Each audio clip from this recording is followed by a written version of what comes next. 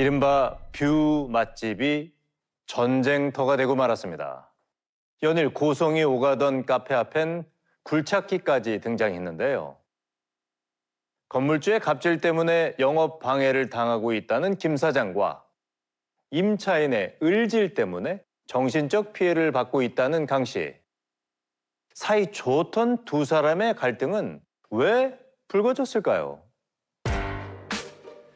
모든 게 김 사장의 거짓말이랍니다. 월세를 못 올려서 자기한테 심술 부린 거래요. 제가 내일 공사 들어가야 한다고 몇 번이나 말씀드렸어요. 공사할 게 꽤 있어요. 업무 방해한다고. 나를 너무 미워하는 거야. 건물 유지 보수를 위한 공사를 미리 공지했음에도 불구하고 김 사장이 회방을 놓고 있다는 겁니다. 뿐만 아니랍니다. 카페가 여기서 끝나. 맨 처음에 이렇게만 치셨다고요. 근데 두 달 있다가 들어와 보니까 이것까지 치고 이것까지 해놓은 거야. 땀을 지가 다 먹어버린 거야. 임대한 공간은 분명 건물과 인접한 부분까지랍니다. 하지만 자신이 미국에 있는 동안 어느새 그가 옆 땅까지 야금야금 점령해 앞마당으로 쓰고 있다는 건데요.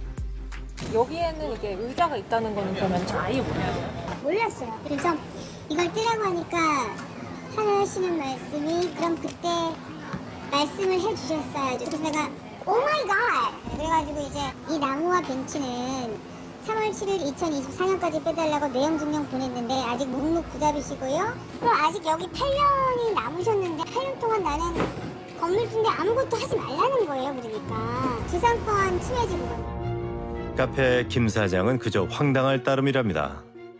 절대로 무단으로 사용을 했던 적이 없고 바깥 공간이 제가 계약을 선택하는 데 있어서 굉장히 중요한 공간이었기 때문에 좀 확실하게 하고자 하는 마음에 제가 특이하게 마지막에 그걸 적게 됐던 거예요. 진작 계약서에 특약으로 적어놓은 내용이라는 겁니다.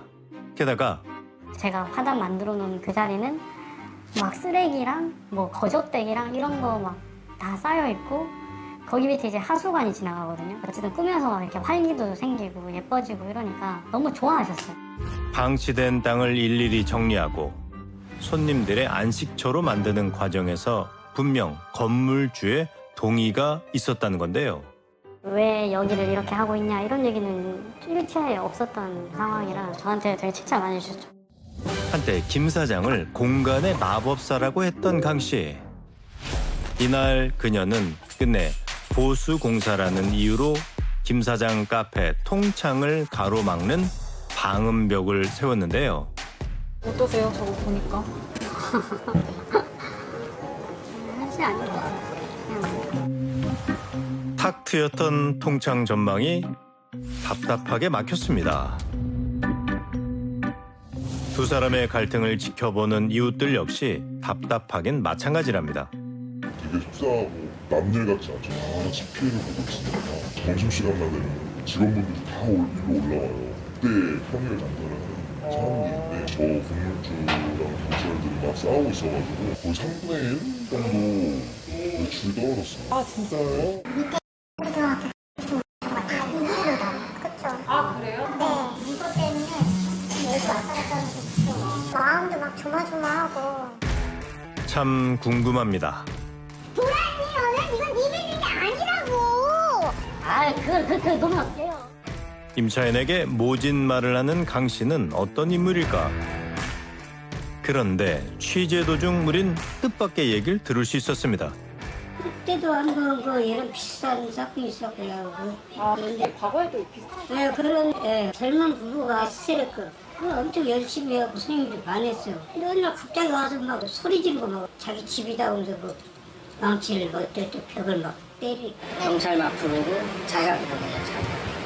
그러니까 건물주가 불렀다고요? 경찰을 불러가지고 여기 사람 술 판다고 술 못 파게 되면 술 판다고 하는 게 아니라 그 전시해 놓은 거 양주 같은 경우는 그걸 꽃을 잡아가지고 나가게 하려고. 강 씨의 건물에서 갈등을 겪다 떠난 임차인이 또 있다는 건데요. 우린 수소문 끝에 당시 스테이크 집을 운영했던 윤 사장과 연락이 닿았습니다. 많이 올려달라고 했어요. 그냥 윽당땅게 예를 들어서 100만 원 임대료를 하면 뜬금없이 뭐 200, 300 달라고 하니까는 그래가지고 싸운 거예요. 그래 우리는 그래도 원칙에 그냥 계약서를 쓰고 했는데 계약도 안 끝났는데 와가지고 일단 피니까 그때도 속을 좀 썩었어요. 그렇게 나가지고. 당시에도 강 씨가 무리하게 월세를 올려달라 요구했고 뜻대로 되지 않자 각종 민원을 넣었다는데요. 결국 폐업을 했다는 윤 사장. 그 뒤 이곳은 2년 동안 공실로 비어져 있었다고 합니다. 강 씨가 원하는 건 정말 뭘까요? 그녀를 다시 만나 얘기를 들어봐야겠습니다. 임대차 계약서 보고 왔고 내용 증명도 다 봤거든요. 그런데 내가 여기까지 쓰라고 한 적 한 번도 없어요, 내가. 이 공간까지 쓰라고 한 적은 없다. 그냥 배째라 이거 아니에요? 난 여기 그냥 8년 더 있으니까 네가 어떻게 하겠냐? 굉장히 불쾌한 거죠. 그러니까 갑질을 하는 거예요, 저게 임차인이. 이런 말 하면 될지 모르겠지만 저건 제 집이거든요. 네. 이 좋은 자리가 175. 남들 이제 다 이자가 올라서 막 4, 50만 원까지도 올려주지만 아유, 저 있잖아요. 더 이상 시간 낭비하기 싫고요. 우리 미국식으로 해요. This is called harassment. 더 이상의 대화를 거부하겠다며 침묵을 지킨 강 씨. 그날 밤 그녀는 또다시 카페를 찾아 카페 의자가 있던 공간에 가벽을 세워 창고를 만들었는데요. 자고 있는 때니 집에 앉아있는 거예요. 아이고, 오셨어요? 그때 집이냐. 이들의 갈등은 어떻게 해야 끝날 수 있을까? 어른들 다 모시고 이건 나오라고 했어요. 제가 미팅을 할게요. 제발 풀릴 거 없으면요. 자료들 다 가지고요. 미팅에 제발 나와달라고 그렇게 부탁해 주시면 정말 감사드립니다. 주민들이 지켜보는 가운데 그간의 증거를 바탕으로 대화를 하자고 제안한 강 씨. 우린 김 사장에게 그녀의 입장을 전했습니다. 언제든지 나가세요. 이렇게 길었던 갈등이 마무리되는 걸까 싶었던 그날 오후 메시지 왔어. 강 씨로부터 한 통의 문자 메시지가 날아들었습니다. 비행기 이륙합니다. 안녕히 계세요. 왜 미국으로 가신 건가? 그녀가 출국을 한 건데요. 그렇다면 이 문제를 법적으로 해결할 수 있는 방법은 뭘까요? 구조물의 소유권은 지금 이 임대인 측에 있기 때문에 동의 없이 제3자가 마음대로 치우거나 이렇게 하기가 좀 어렵단 말이에요. 결국에는 구조물을 철거하라는 취지의 지상물 철거 소송을 진행을 해야 되거든요. 임대인이 철거해주지 않는다면 대체 집행 신청을 해서 집행관을 통해서 철거할 수는 있습니다. 그런데 임대인이 구조물을 설치한 행위가 정당한 권리 행사를 넘어서 자신의 요구를 관철시키기 위한 취지가 있다라던가 임차인이 그 계약 조건에 따라 임대 목적물을 사용 수익을 못하게 막는다면 위력에 의한 업무방해가 성립될 여지도 있을 것으로 보입니다. 탁월한 커피 맛에 편안한 공간을 자랑했던 김 사장의 카페. 여전히 이곳은 벽에 가로막혀 있습니다.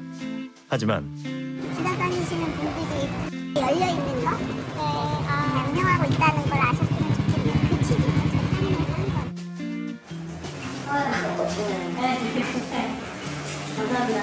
막막한 상황에서도 김 사장을 향한 지지는 계속되고 있는데요. 사실 몇 번 무너질 법한 순간들이 있었는데 저희 동네 주민분들이 다 와서 합심해 주시고 응원해 주시고 그래서 좀 힘을 낼 수 있었던 것 같아요. 사실 상인들이 그를 응원하는 건 꼭 같은 자영업자라서만은 아니라고 합니다. 가게 끝나면 저기에 어르신들 앉아서 네. 파도 따듬고 콩나물도 따듬고 왜 어르신들 할머니들 네. 동네 분도 만나서 거기서 잠깐 얘기도 하고 그러죠. 얘가 여기 오는 걸 좋아해서 항상 와야 되는 중간에. 여기를 강아지가 좋아해요? 네, 여기 앞에 테라스가 자유롭게 앉을 수 있으니까. 네. 그래서 저는 원석복구가 빨리 되면서 다시 여기에 여러 사람도 앉아서 다시 사람들이 많이 왔다 갔다 하는 장소가 됐으면 좋겠어요. 어느새 한 사람의 가게를 넘어 이웃들의 쉼터이자 사랑방이 됐다는 공간. 2년간 공실로 비워져 있던 이곳은 마침내 따뜻한 온기로 채워졌는데요. 아무래도 지금 그 진가를 알아보지 못하고 있는 건 한 사람뿐인 듯합니다.